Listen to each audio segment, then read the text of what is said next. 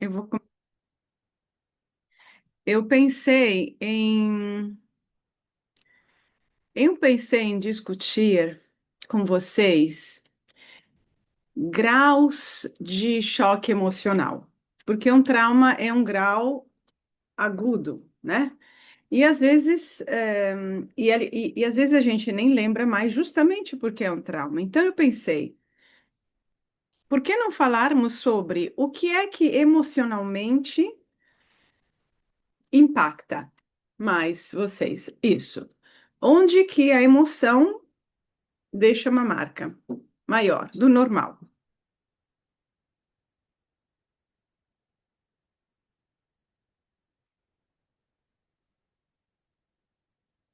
Como assim onde, Adriana? É Como? que Não entendi. os graus você se refere a agudo, crônico e complexo? Não, não. Ah, eu sou eu tentando mostrar Muito que eu estudei. estruturada, né? Eu estou dizendo, onde no sentido, quando, em que circunstâncias? Memórias de uma emoção mais forte. Pode ter sido hoje.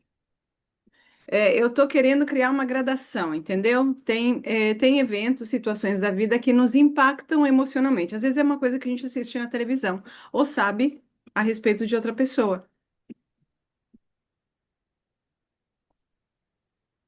Então, qual foi a última emoção que vocês notaram que impactou? No sentido de impressionou, assustou, preocupou, deixou, é, dizer assim, né? Sem saber o que fazer. Qual emoção, qual situação foi essa? Qual assunto, com quem? Isso.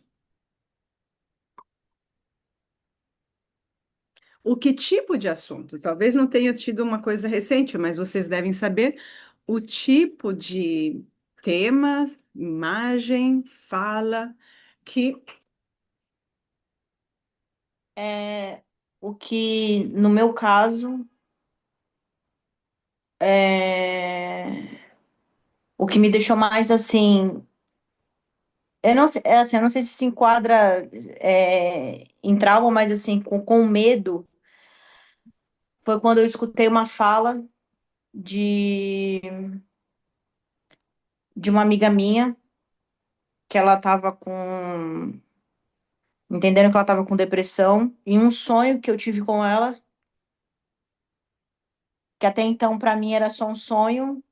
Esse sonho me veio eu senti esse sonho de novo como se fosse se tornar uma realidade. Foi um sonho que ela se matava tomando remédio para dormir, mas era um infarto. ela tomava remédio para dormir e por isso infartou. É, Então, é, o que eu estou pensando, tá bom, vamos falar sobre isso, eu mas não sei se eu entendi o que você perguntou não, também. estamos no caminho. O que eu quero dizer, esqueça do trauma em si, porque o trauma é uma emoção muito potente. Vamos falar da emoção. E tem uma emoção negativa, né, que deixa a gente assustada, desequilibrada emocionalmente de alguma forma. Tem emoções, tem graus disso, né? Assim, a gente vê um filme e tal. Então, no caso aí, porque aí eu quero chegar ao trauma a partir disso. No caso que você está contando, você, o choque emocional, que, assim, não é um trauma esse, mas é um pequeno choque emocional, veio porque você entendeu que o sonho era real. Juntou assim, né? Duas coisas se uniram, ou seja, o sonho estava falando de uma situação real e de um perigo real, mas assim, isso. O tema qual seria? O tema desse choque, qual que seria? O poder da depressão, o coração, o amor, o quê?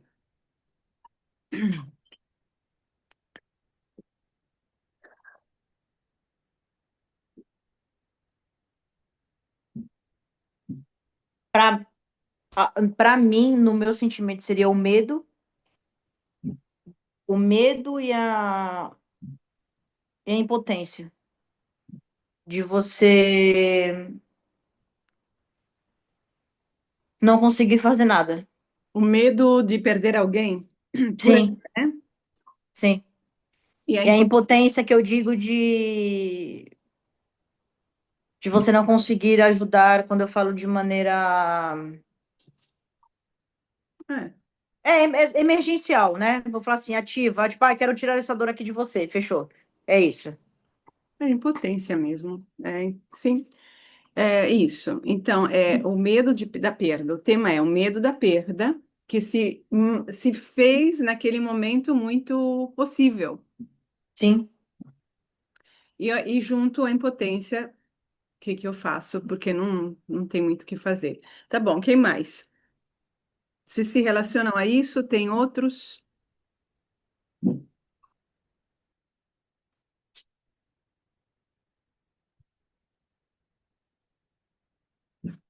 Pode repetir a pergunta que eu peguei, cheguei por Então, o atraso. que que é uma emoção que te impactou? Em qual situação, com qual pessoa? Pode ser uma coisa que você ouviu na televisão, que você viu de uma pessoa próxima, que você viveu. Algo que deixa uma marca, que não é fácil de administrar, que, por exemplo, aí, nesse caso que a Ellen trouxe, é como se ela não pudesse, o que que ela vai fazer, né? Tem uma emoção, uma preocupação e tem uma impossibilidade de ação, um medo, etc. É esse tipo de situação. Então, vocês vivem isso? Tem alguma coisa parecida? Outros, não precisa ser perda. Eu poderia falar porque esse sonho, por mais que tenha sido da Ellen, mas também me impactou. Mas impactou de uma outra maneira. Não foi, eu acho que é, não foi um sentimento de impotência. Para mim chegou como caramba, é esse o tamanho do buraco? Eu acho que o tamanho da depressão. É, Eu me dei conta. Então foi aí que me impactou. e aí? Qual é o próximo passo? Assim, e o impacto é o impacto. Oh, e,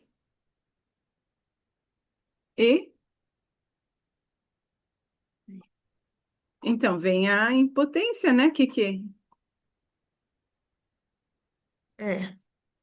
Mas então talvez tenha entrado em mim por outro lugar, mas chegou no mesmo lugar, assim, né? Impotência, pode Acho, ser. eu acho, porque né, é você se dar conta também aí o sonho vira uma realidade concreta, assusta. Mas aí você vê, para aí, porque quando a gente tem uma medo, né, um desconforto, a reação natural é fazer alguma coisa. Senão fica. E aí, bom, tá bom. Mona Lisa, você quer contar alguma coisa? Com o trauma de emoção muito, com uma emoção muito potente ou alguma coisa que me incomoda no dia a dia, assim, que, Pode ser. É sempre uma emoção, né? O incômodo é uma emoção. sim. Uma coisa que tem me incomodado atualmente então, tem uma gerente do banco que ela é minha amiga também, assim, minha amiga não, eu conheço ela da ONG do bicho. E eu não queria ficar como se ela fosse minha gerente, sabe? Eu tô muito incomodada e eu quero muito falar para ela que eu quero sair, quero pegar outra pessoa, mas eu não tenho coragem, sabe? Mesmo que, tipo, eu saiba que ela não é minha amiga, mesmo que eu saiba que, tipo, é só uma coisa, eu não consigo falar isso, tá me deixando, assim, bem angustiada, sabe?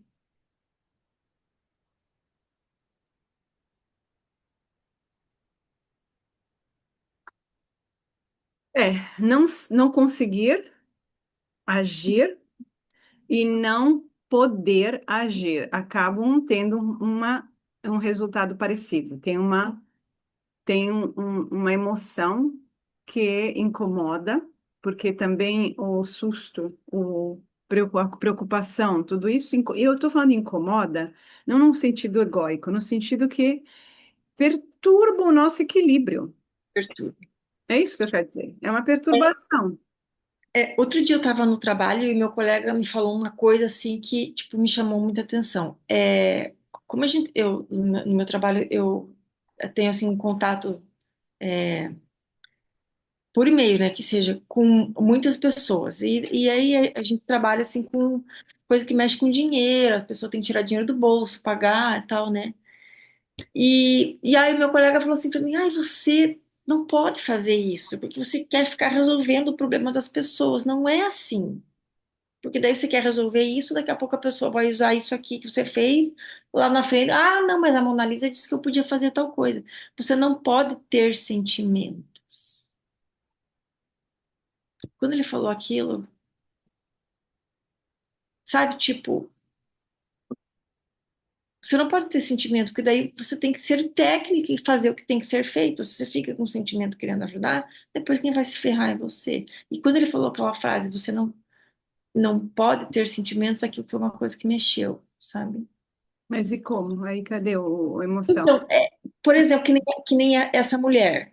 Tipo, eu tenho um vínculo com ela no trabalho voluntário e acabei abrindo uma conta com ela no banco.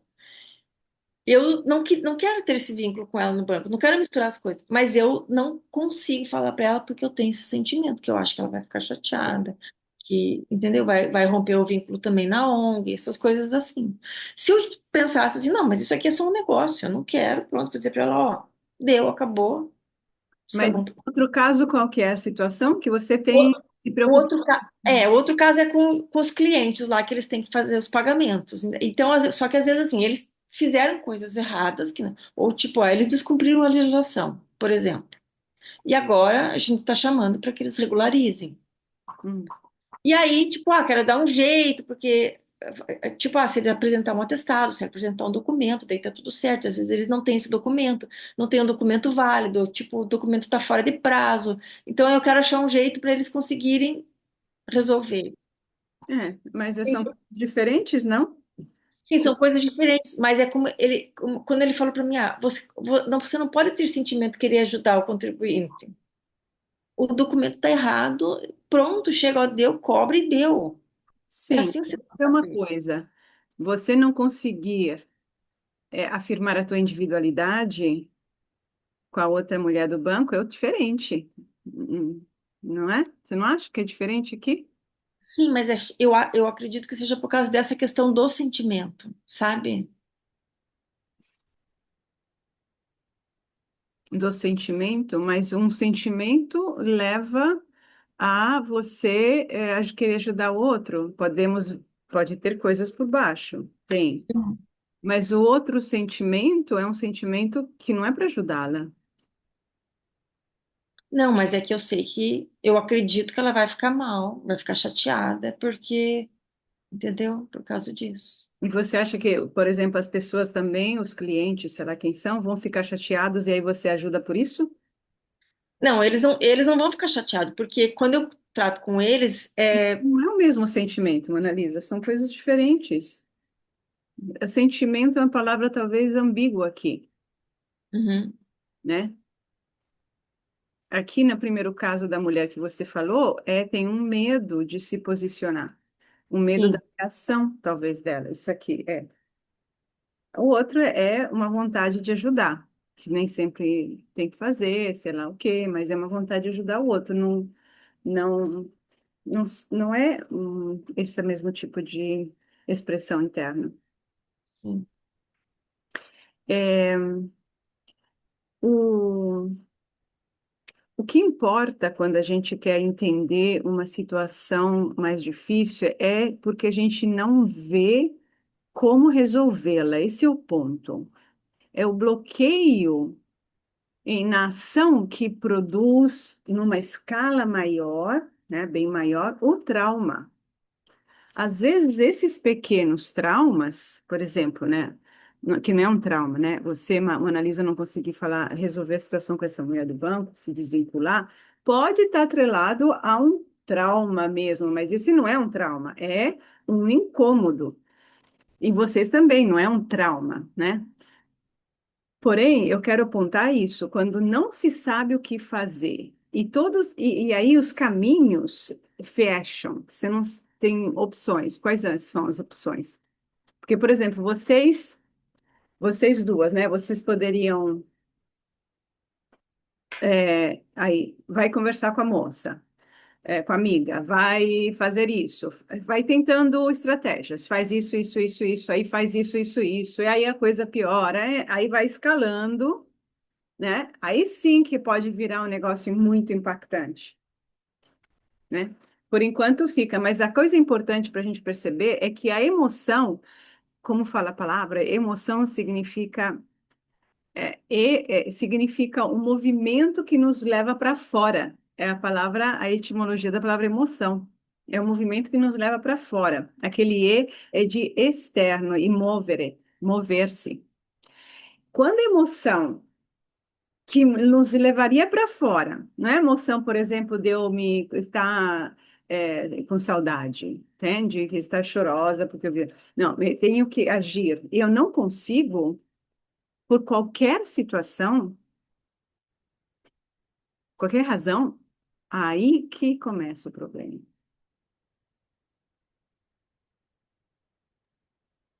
E quando essa emoção, ela.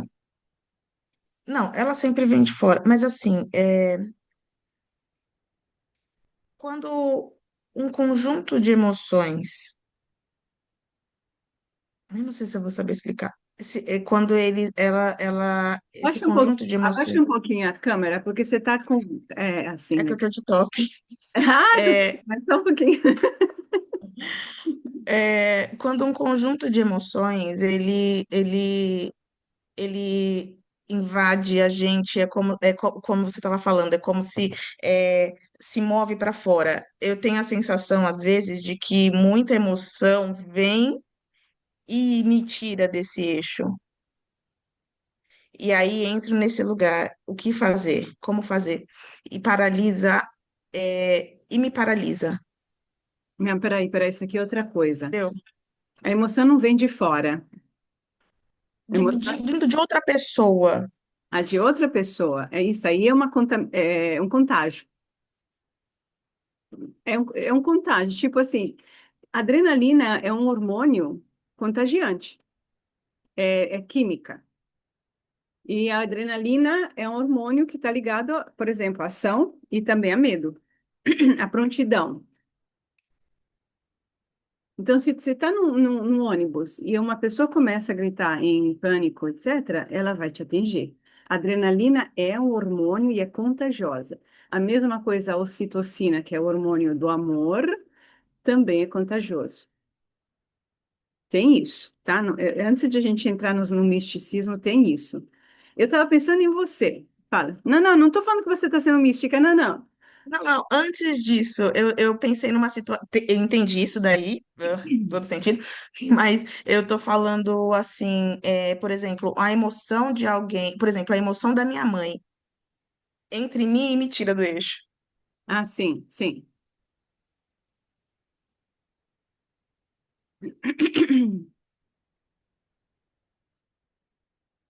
Eu estou tentando ficar no tópico, sabe? Porque eu tô tentando manter uma linha, porque senão a gente fala tudo. Então, em primeiro lugar, a gente é tocado, geralmente, não gosto de ser dogmática, geralmente, porque aquele ponto já está sensível em nós. Não está resolvido, é uma ferida aberta, tem uma coisa, a gente já sofreu muito naquela área, tem uma questão. Então, você vai, é como um corpo. Se você tem uma área que ficou machucada e ela está sarando ou está aberta, a ferida, vai ser mais sensível para qualquer toque, qualquer ventinho que passar e tudo. É assim na psique. Só que a gente não vê. E como a ignorância com relação à psique é assim monstruosa, o que as pessoas não veem, acho que não existe. Mas é assim que funciona. Então, qualquer emoção que te toca muito e até te tirar do eixo é porque toca em uma área tua que você precisa trabalhar.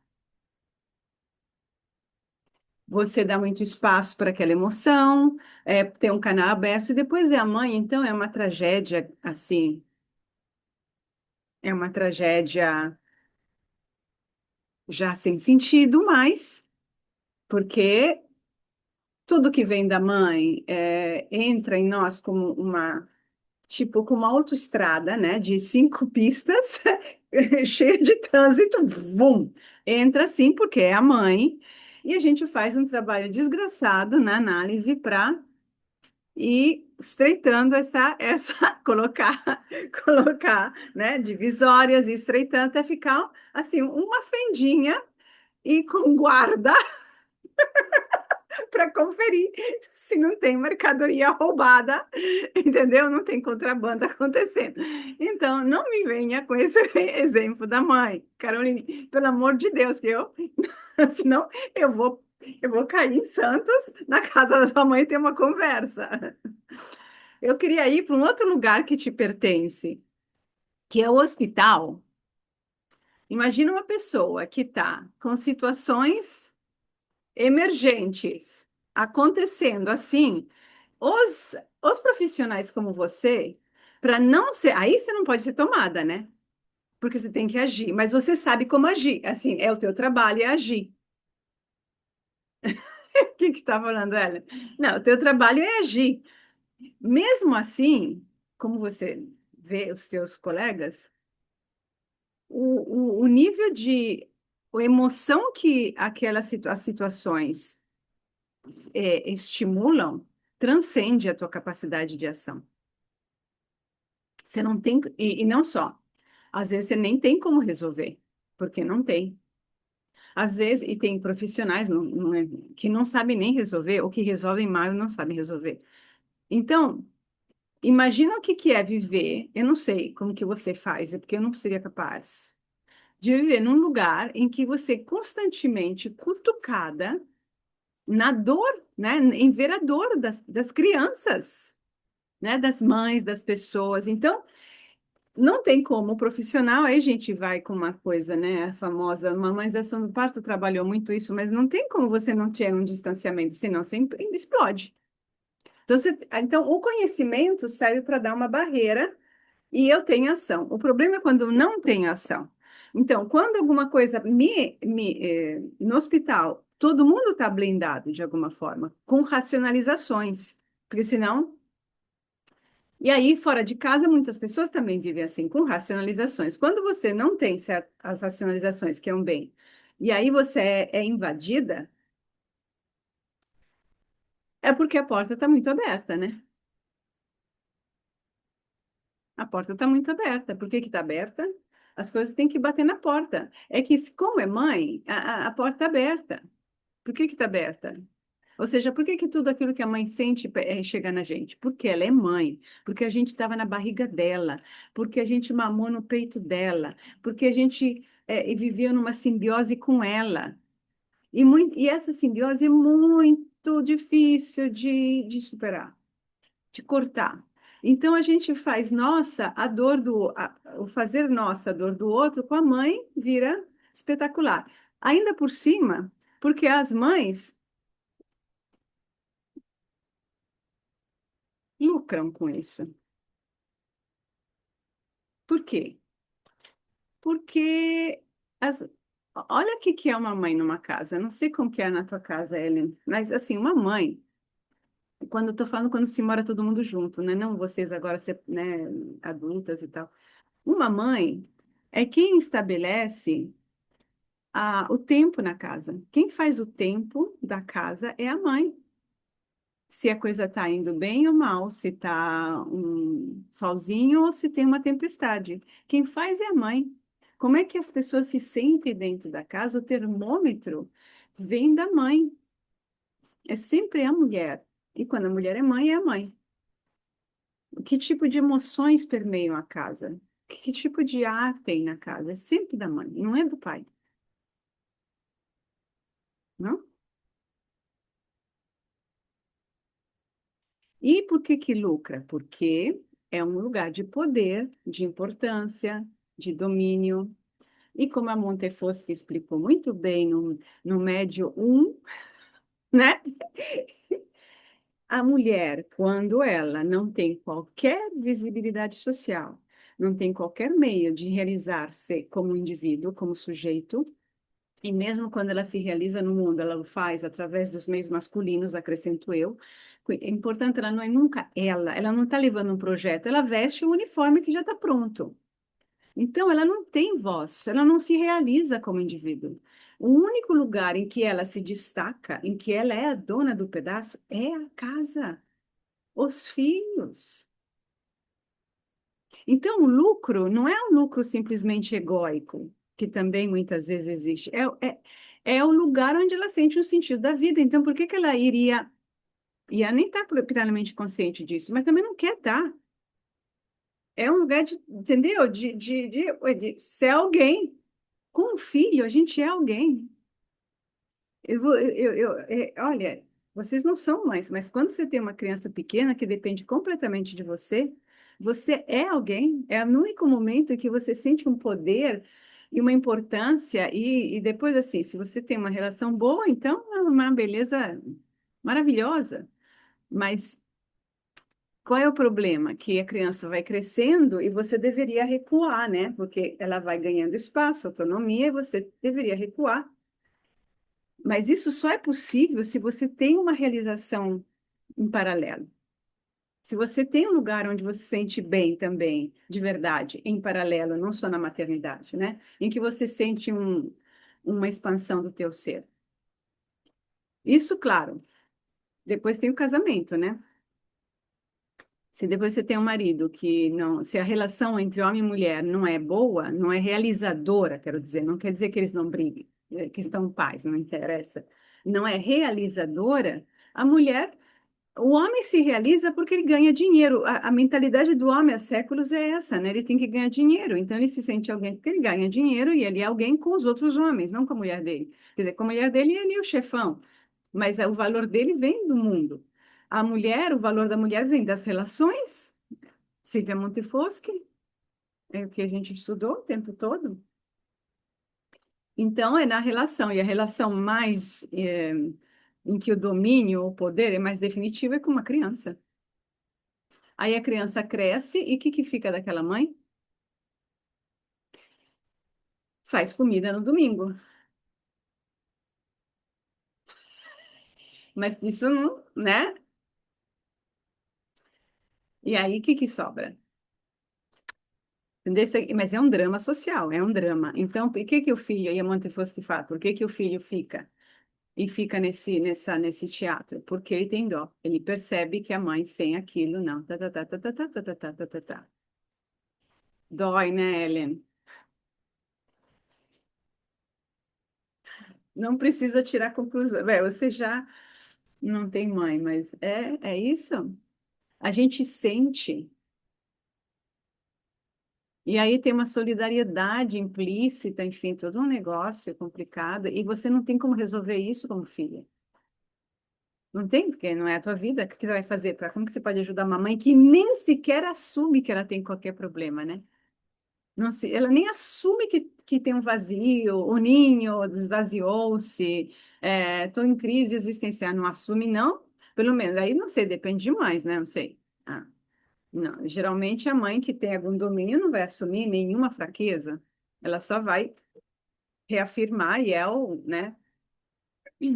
E aí o filho sacrifica-se para manter esse teatro.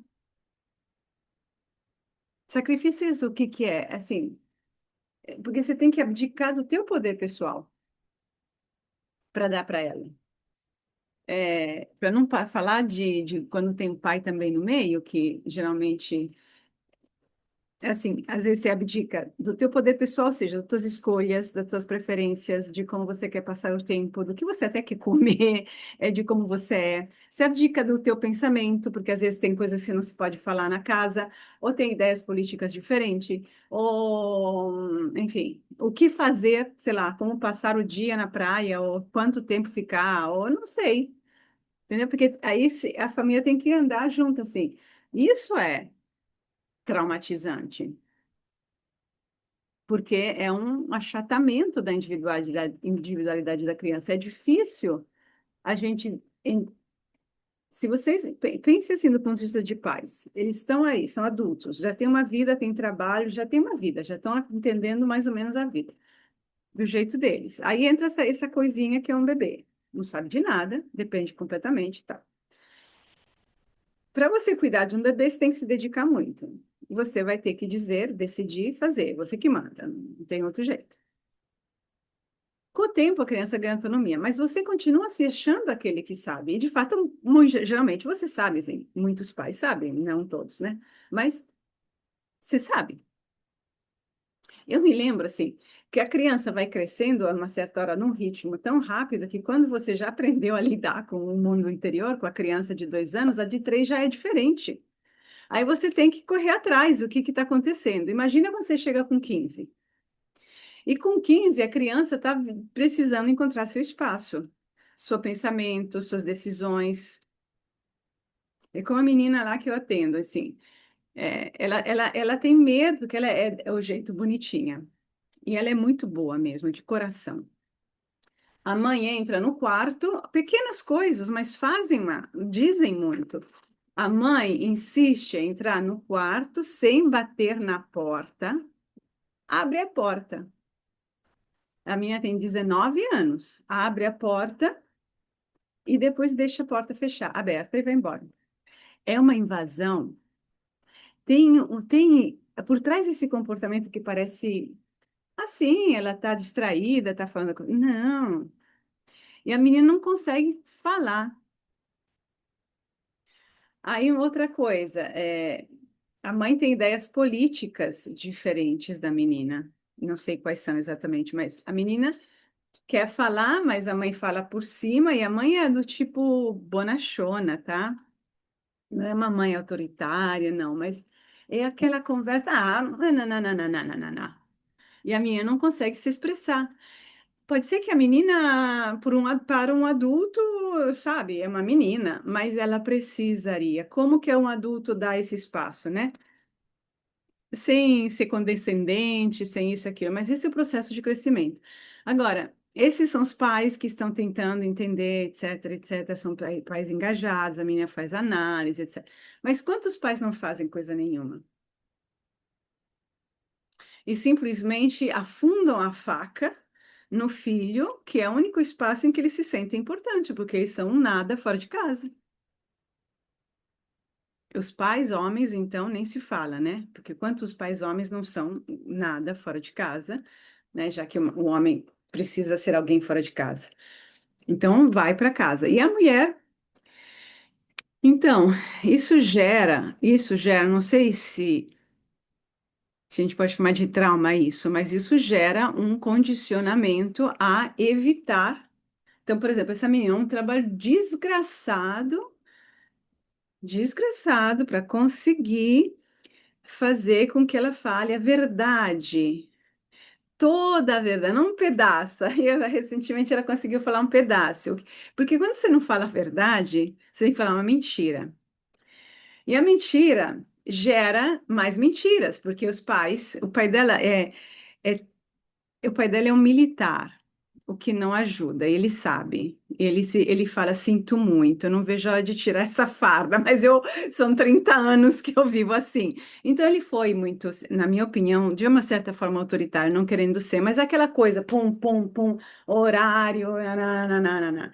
E a menina, mas o pai, pelo menos, né, ele faz. Então, ela não quer viajar com os pais, aí ela fala, olha, não quer viajar de carro com os pais. Primeiro porque ela tem medo. Tá. Aí cria sintomas. Medo. Medo do quê? Do carro. Mas por que você tem medo? Você acha que teu pai não dirige? Não, eu acho que ele dirige muito bem. Então, por que que é que acontece? Não, aí depois tem enjoo. Não. Aí depois é porque ela se sente sufocada. Aí eu tenho que cavar, cavar, porque eu, olhando, observando, eu vejo esse homem. Ela viveu com um homem, com um pai autoritário, que um pai que mandava, que controlava muito segurança. E aí ele falava assim: se você tá na praça e vê um saquinho de plástico no chão voando, cuidado, porque poderia ser uma bomba, entendeu? Pode ser um negócio, sei lá o quê. Enfim. Então, porque aí finalmente, num nível superior de análise mais avançado, ela me diz, porque no carro eu não posso sair. Tá, você não pode sair porque você quer sair. Não, porque eu tenho que ficar lá o tempo todo, mas eles vão parar se você precisar sair. Sim, claro que eles vão parar. Se precisar ir para o banheiro, comer alguma coisa, eles param. Então, o que que acontece? Acontece que aqui em casa, quando eu não aguento mais, eu posso ir para o meu quarto. Lá não tem o meu quarto, ou seja, ela não suporta ficar com os pais muito tempo. Por que que você não suporta? Aparentemente, porque os pais insistem demais. Olha, toma cuidado, você tem que fazer isso. Você já fez isso, você vai fazer aquilo. Olha que você tem que estudar isso. Olha que você vai pegar o avião e você não tem medo do avião. Estão sempre em cima dela. É filha única, é terrível ser filha única, porque é toda atenção.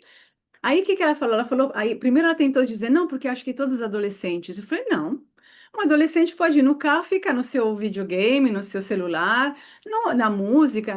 E o pai, a mãe, vai dirigindo, ninguém se importa. Não, tem uma tensão. Aí ela falou, aí ela conseguiu falar para o pai: eu não quero ir porque vocês dois brigam. Aí o pai já, nananã, mas o que que quer dizer isso? Nananã, então você tem que se tratar. Eu falei, não, peraí, se vocês brigam, o problema é de vocês. Meu Deus, olha só, é um ABC, um ABC. Se vocês brigam no carro com outra pessoa, é um problema de vocês também, porque não é para vocês brigar na frente das outras pessoas, porque outra pessoa tem que aguentar a briga de você. Mas a gente não faz mais isso faz um tempão, não, não, isso não está mais acontecendo. Aí, mas ela falou só isso? Sim, ela não falou toda a verdade. Isso ela não falou para mim. Para ele, ela falou isso porque ela tem medo de dizer. Entendeu como que é, gente? Fica, né? E por que que uma pessoa chega nesse nível? Porque ela não está falando o que ela pensa há muito tempo e ela desenvolveu uma forma de florear, de ser bonitinha e de falar, acaba falando mentiras. E como os pais também, o pai, com certeza, mas talvez a mãe também, que conheço mais o pai tem dificuldade em ouvir a verdade, você está me enchendo o saco, mas uma criança, um filho de 19 anos não vai falar, não tem como falar isso para o pai, mas para de me encher o saco, de ficar preocupado comigo, de me usar como teu ursinho de pelúcia, que é isso que lá no fundinho do pai acontece também, entendeu? Porque é a coisinha do papai. Então ele fica cuidando, ele fica dizendo, você tem que ter amigos, porque ele não teve, você tem que ter não sei o quê, você tem que sair. Aonde que está o limite entre cuidar para que ela se desenvolva e projetar sobre ela os desejos que ele não realizou quando adolescente, que ele acha que ela tem que fazer? E aí a menina, por consequência, o que que ela faz? Ela fica no quarto, como todo adolescente de hoje, porque enquanto isso, um homem de 50 anos teve uma adolescência completamente diferente de uma menina de 19 hoje. Não tinha internet, não tinha celular, não tinha TikTok, entendeu? Então, assim, tem um descompasso também grande que todo pai vive, que toda mãe vive hoje. Tem isso também. Mas como ele não acessa, na minha opinião, ele não acessa, isso tem também. E aí ela acaba entrando nesse jogo que todo jovem entra, cabo de guerra. Então ela fala não porque ele fala sim. Só que não é o não dela ainda. Não é o que ela realmente pensa, necessariamente. Então, esse aqui é o problema de estar numa casa em que tem muitas coisas, isso todas as casas têm. Tem o certo e o errado, que é implícito na família, está nas paredes, invisível, está no ar que as pessoas respiram, as coisas que se podem falar, que não se podem, que são boas, que são erradas, que são para fazer, como é que você tem que se comportar, como você tem que ser. E a família, se vocês observarem, ela divide os membros em papéis. Os membros têm papéis, têm funções. Tem um tipo sem caricaturar demais, mas tem um perfil cada um. que exerce um papel, como eu mostrei no curso da ansiedade. Aquela coisa da constelação familiar ou da sistêmica existe sim, entendeu? É que a gente não fica só lá, mas essa coisa assim, tudo se mexe, se move junto. Portanto, quando você vai saindo, é uma energia que sai de um sistema que vai diminuindo de poder. Por isso que não gostam. E isso vale para todos os grupos, tá? Grupo de amigos, grupo de futebol, grupo de não sei o quê. É uma fonte de energia que sai, você tira um suporte.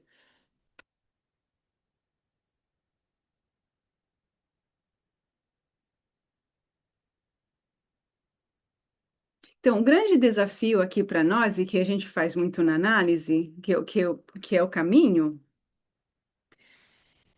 é não entrar na rebeldia, que às vezes é necessária por um certo período, mas é transformar as relações. Às vezes você precisa se separar e pronto. Mas as relações precisam, em primeiro lugar, ser transformadas. Mesmo quando eu fico brava, assim, brava, faço uma performance nas sessões, Ellen, e eu digo, eu tenho que falar e mandar para o inferno, isso vai dentro de um processo de transformação da relação, é para sacudir, entendeu? Mas isso se der. Aí a gente pega outra estratégia. Porque às vezes tem que sacudir, senão você fica naquele mormaço por medo de mexer qualquer pecinha. Você tem que ter, cada um tem que ter o direito sagrado de exercer a própria individualidade. E de com acotoveladas. Porque muitas famílias é só cotoveladas que você vai existir, senão eles te engolem. Famílias, grupos de amigos, mesma coisa, e etc, etc. Por isso que a gente tem esse bando de pessoas sem personalidade, né, por aí.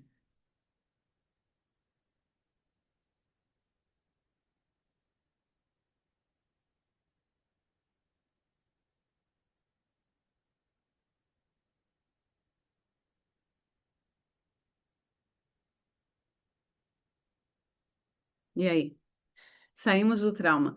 Mas com relação à questão das emoções, eu quero ampliar de ser tomada. É a mesma coisa se você ver um filme e de repente você é tomada por uma cena. É a mesma dinâmica. É porque aquela cena está falando alguma coisa com você lá, que está por trás, nos bastidores, que tem alguma importância para você, algum sentido, algum impacto. E precisa. Seria bom ver. Não porque é uma coisa doente, mas porque é uma coisa que te diz respeito.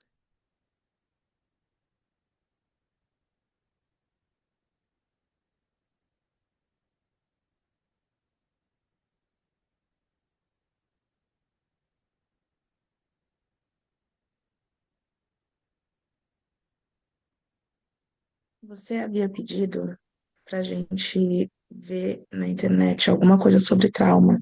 Uhum. E aí, eu vi uma coisa no TikTok de uma psicanalista freudiana, que eu não sei se Freud realmente disse isso, eu não fui atrás para ver, mas é que eu fiquei chocada com o que ela falou. Ela falou que Freud fala sobre o trauma, um dos, né? Mas ela estava falando sobre o cordão umbilical e o trabalho de parto, né? Sobre ser um trauma já nascer, e que o primeiro trauma seria esse corte do cordão umbilical com a mãe. E aí, diz ela que ele disse que o ser passa toda a sua existência com o cordão umbilical na mão, tentando conectar em algum. Desculpa, tô rindo porque eu pensei em você. E aí me incomodou. E aí eu fiquei pensando, eu vou passar a vida inteira com o cordão umbilical na mão tentando. E aí as pessoas comentando, ai, porque é assim mesmo, eu perdi minha mãe e é assim. Ai, porque é assim, porque eu me sinto assim desde quando eu nasci. E aí eu falei, então, mas vai ser assim? Então, como- vai ser assim? A gente, é isso? Freud realmente disse isso? Eu achei tão Não é Freud, não pequeno. é freudiana. Esse aqui é Otto Rank, é alemão, Rank. Otto Rank. Ele escreveu O Trauma do Nascimento, um livrinho que eu tenho. Ele é um freudiano. Então, naquela época, que estamos no começo do século XIX, XX, foi muito revolucionário. Ele mostrou que sim, o primeiro trauma é o trauma do nascimento, a separação da mãe. Estamos num contexto freudiano, né? Da separação da mãe, da busca pela mãe. E aí, emenda e tá todo mundo com o cordãozinho procurando a tomada da mãe. Coitado, que desespero, gente. Gente, mas aí eu acho que, bom, pelo menos foi o que eu pensei. Eu falei, bom, graças a Deus, Jung veio e falou dos arquétipos, né? Exato, exatamente. Senão, fica tudo no concreto. Então, Jung, ele ajuda a pensar, porque quando você entra no símbolo, você tem mais movimento e pensa. Não, ele é antigo, é muito antigo. Eu comprei o livrinho porque né, eu acabei que eu não li, sinceramente, mas, porque justamente é datado, né? Como eu trabalhava com humanização, essa é a primeira obra, é a primeiríssima obra que fala sobre o trauma do nascimento. E não, está dentro dessa mentalidade, quer dizer, dessa visão pela qual nós temos uma relação de dependência com a mãe e essa é a única que tem. Em primeiro lugar, é um homem que fala, né? Quero ver se uma mãe, qual é a psicanalista mulher que criaria uma teoria dela, mas nenhuma psicanalista mulher, porque a própria mulher tem o seu próprio útero e vai ter, entendeu? É só do homem que vem esse tipo de teorias. Só do homem. É. Eles que são os menininhos atrás da mamãe. Sinceramente, é isso. É que Jung, ele vem de um outro lugar. E ele também está atrás da mãe, mas aí é a mãe universal, é a mãe arquetípica, é a grande mãe, é a deusa. E aí ele como representante do humano finito, né? E da consciência, e também da consciência masculina, mas da consciência que busca o reencontro com a origem. Aí a gente tá assim, é um vals, é uma valsa, né? Nesse lugar. Olha, com Freud, é, é isso. O problema, assim, eu acho que o Nascimento tem um corte lá, mas essa visão não, é muito abstrata. Não faz, não dá. Não explica, não entra em contato com a individualidade de quem vive isso. Você vive isso, você sente assim, ah, bom, porque você não tem consciência, tá, mas uma pessoa que tem mais consciência, por isso que eu falo, eu critico muito assim, porque quando você entra, tem mais consciência, fez muito tempo de trabalho e de trabalho bem mais profundo que isso, eh, cadê? Cadê? Entendeu? E por isso que também para mim é tão fácil criticar a família. Eu passei anos falando sobre meu pai, discutindo questões em análise. Comecei muito nova. A gente vai, tá. E depois você cansa, entendeu? Você desgasta e começa a sair daquela identidade de filha e de ter a referência com os pais, com a família biológica. Para mim, hoje é uma família biológica. Olha só onde que eu estou, entendeu? Não é nem família mais para mim, é família biológica porque eu já estou indo muito longe e não me interessa, não me interessa nada e não me faz falta nenhuma, aliás, graças a Deus. Por quê? Porque a família infelizmente, todo grupo, essa é a dinâmica difícil do ser humano, como Montefoschi fala, que o homem é um ser de grupo e é um ser também que precisa se individuar. Como que você vai Como é que a gente lida com isso? Por isso que a gente fica também tão apegado à família. Eu fiz isso também, tá? Não é que eu fiz isso. Mas por quê? Porque não tem outro grupo, não tem outra referência. E a família, diferentemente dos amigos, quando se tem, te conhece desde o começo, né? Então você acredita ter uma intimidade, que você não, né? Você tem alguma intimidade.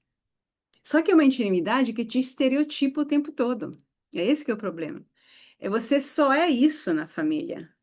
E quando você amplia um pouco, aprofunda um pouco, sai um pouco, te jogam de novo. É isso que bloqueia e que machuca. Mas não, sem ter outra coisa, é um ponto de referência, é um ponto de apoio, para não se sentir sozinha no mundo, no universo, não só, né, em casa. E aí, o que que a Montefoschi fala? Caroline, teste. Vou anotar. Resposta. Caroline, o que que a Montefoschi fala, Caroline? Você que é a mais antiga aqui.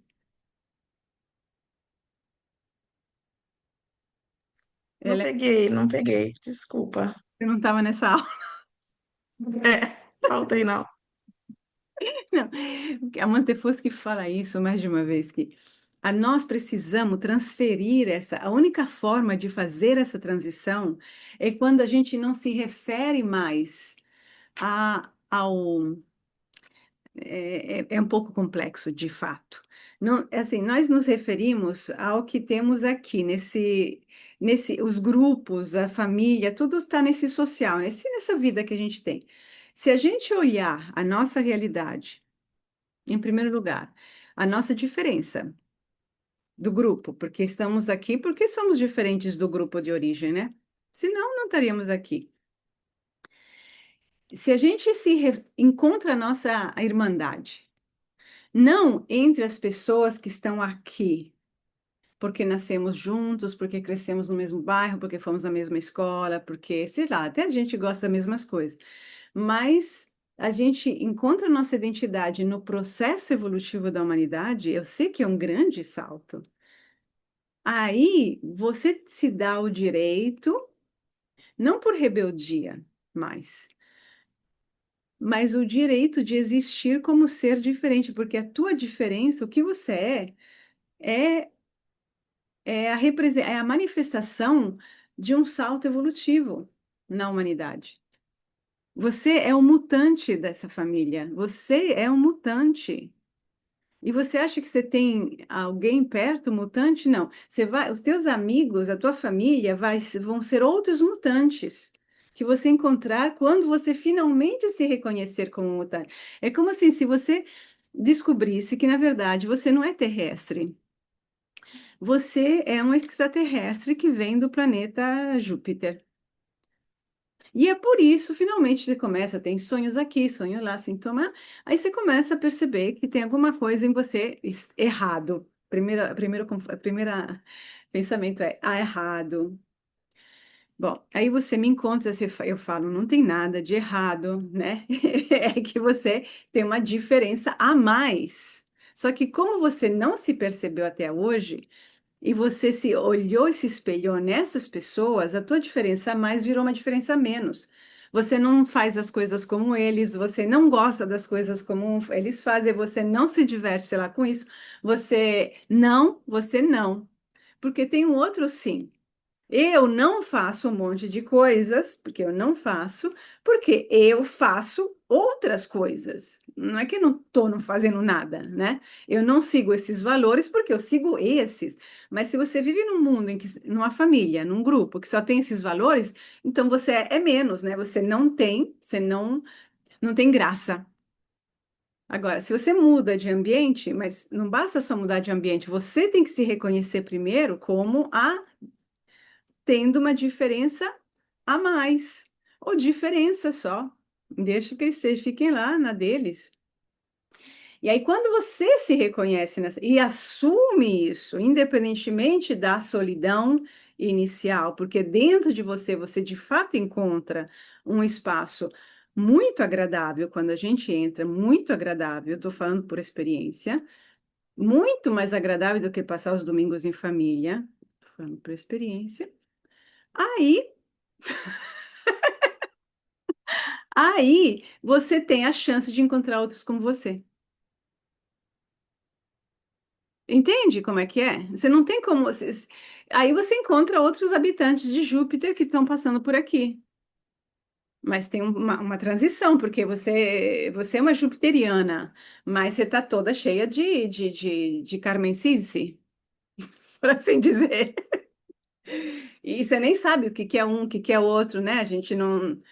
É esse o trabalho de análise, né? A gente vai discernindo o que que eu fico, o que que tem a ver comigo, o que que não tem, o que que se parece, o que que me custa. E aí a tua referência é num outro processo, porque nós não somos todos iguais. E não é que nascer uma família, olha as famílias. Não é que é difícil encontrar uma família unida, de verdade, assim, com pessoas assim que tem em que circula uma coisa interessante. A união é porque está todo mundo parado no mesmo lugar, fazendo, né, com a mesma cabeça.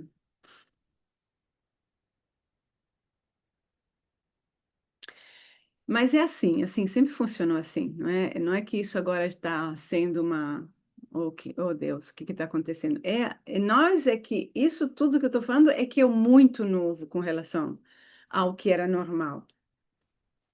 Por isso que é difícil. Porque quando a gente se vê como filhos, é bom ser filhos, né? É legal ter um pai, é legal ter uma mãe, poxa vida. E aí a importância de Jung, Ellen, a propósito, porque com Jung você, que é o que eu falo sempre, esse é o trabalho. Porque quem tem um pai bom, quem é que tem um pai bom mesmo, que você pode usar como exemplo? Ou uma mãe, é dificílimo. Assim, porém, por que que a criança fica tão ligada? Porque tem o vínculo com o arquétipo, a doadora da vida, o doador do sentido, sem o qual a gente não tem como viver. Então, é quando a gente recupera dentro de nós, isso é fácil de falar, difícil é realizar, mas é perpassar o teu pai e tua mãe, tipo, assim, atravessá-los, e aí você discerne a pessoa, fulano e cicrana, e o que eles representam para você. O que eles representam para você, você vai mais fundo até você pegar a essência da função da mãe, da função do pai. Que o pai, entendeu, Ellen, é quem te abençoa, né? O pai é quem te dá a bênção para estar no mundo. Essa é a função paterna. É o grande pai. Eu tenho um curso do grande pai muito bom. Depois quando você começar a formação, você faz. E também da grande mãe. Eu gosto muito do. É que se fala muito da mãe, né? Não se fala tanto do pai. Eu gosto muito do pai. É quem te dá a direção na vida, a visão, é o rei. É a ordem, é o sentido, é maravilhoso. Mas isso você tem, você recupera para você, porque você é uma representação, uma manifestação do todo. Hum, não é que eles têm alguma coisa, eles estão representando, nem se dão conta. Eles não se dão nem conta. É isso. Mas voltando novamente ao trauma. O trauma são aquelas situações em que a gente não tem meios para atender, para agir, para resolver, para acalmar, para salvar. E todas as vezes que a gente se encontra numa situação dessas, a gente bloqueia. E o que acontece é um congelamento. É um congelamento. Por isso que é difícil de falar de trauma, porque as partes em vocês que estão traumatizadas estão congeladas e a gente não as sente. Falta irrigação sanguínea mesmo. Aí só aparecem como sintomas, como pontinhas, assim, sonhos e sintomas de vida normal, entendeu? Mas eu observaria lá no hospital, não sei como, observa aí como é que, ah, como é que o trauma é, porque as pessoas que você vê estão no estado de trauma, muitas delas, na hora, né? Tá acontecendo. Observa, observa para trazer aqui, porque eu acho importante como é que se processa isso, como é que os colegas processam isso, entendeu? As pessoas processam. É, eu estava falando sobre isso num plantão que eu dei. E, e aqui, pelo menos aqui na Baixada, o índice de suicídio entre os profissionais de saúde estão absurdo, absurdo, absurdo. Assim, por mês, sei lá, esse mês foram duas enfermeiras, mês passado foram três, retrasado foi um que eu conhecia, por sinal. É, tá absurdo. E eu tava conversando com uma enfermeira, o que que você acha que tá acontecendo? Eu acho que não tá, eu acho que é justamente essa falta de, eu não sei o que que tá acontecendo, o que que mudou de uns tempos para cá, por que que aumentou? Porque a gravidade dos pacientes, ué, não justifica, porque o UTI sempre foi UTI. Não, mas sempre foi assim? Os pacientes, assim, os casos? Ah, eu acho que se tá numa UTI, a UTI é isso, limite da vida. É sempre assim. É limite da vida. Mas eu não sei o que que tá acontecendo. Mas tem alguma coisa acontecendo, isso é um fato. Mas o que é, eu não sei. Tá bem intenso, assim. As pessoas estão assim, não sei, tem alguma coisa acontecendo que eu não tenho nem palavras, eu nem sei o que que é. E que tá adoecendo. É muito difícil. Bom, tá bom. O que que a gente vai fazer? Como que a gente vai fazer no próximo encontro? Como que a gente vai, do que exatamente a gente vai falar? O que que vocês acham?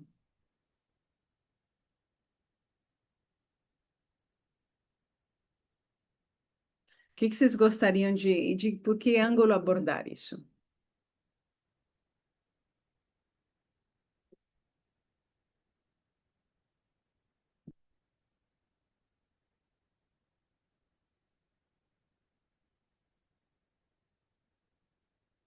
Ah, Hum. como você falou hoje que o trauma é uma emoção muito grande e que a gente não consegue resolver. A gente congela. Tá? Então, essa é uma forma da gente conseguir identificar. Ah, não consigo fazer tal coisa porque deve ter alguma coisa aí por trás. E se eu não consigo resolver, se eu fico congelado, como que eu poderia resolver? Dá para abordar isso? Ou isso é uma coisa que, tipo, tem que ser na análise mesmo, porque é Não. O passo a passo. que que a gente poderia fazer é observar, né, até semana que vem, duas coisas. Onde o que nos tocou mais, uma situação que tocou mais, sangrou mais, né? Mexeu mais, qualquer uma que seja, e a situação que mexeu menos. Passou quase indiferente, porém você notou que, você notou, senão nem notaria, né? Ou alguém reagiu de uma forma e para você não sentiu nada, ou você percebeu que você não se importou com aquilo. Porque onde você não se importou, pode ser que tenha exatamente o congelamento. Porque o congelamento você não sente, né? É, não quer dizer, não é quer dizer que tudo aquilo que você não presta atenção é tudo um sinal de congelamento. Porém, ele não sofre. Porque aí a gente vai fazer a distinção entre onde está quente, que é a emoção, se você chora, quer dizer, por coisas, né? Sei lá, chorar pro cachorrinho, né? Pode ter coisa lá embaixo, mas aquilo é quente, e onde não tem, tem um vazio. Vamos ver o que que sai. Tranquila, sem sofrimento, tá? Tranquila, relaxada. Assim, tomem uma cerveja enquanto anotem as coisas para não ficarem muito mexidas. Porque, de fato, se está congelado, tem alguma razão boa. Tá bom. Tá certo? É? Tá bom. Então, um beijo e uma boa noite para vocês, uma boa semana.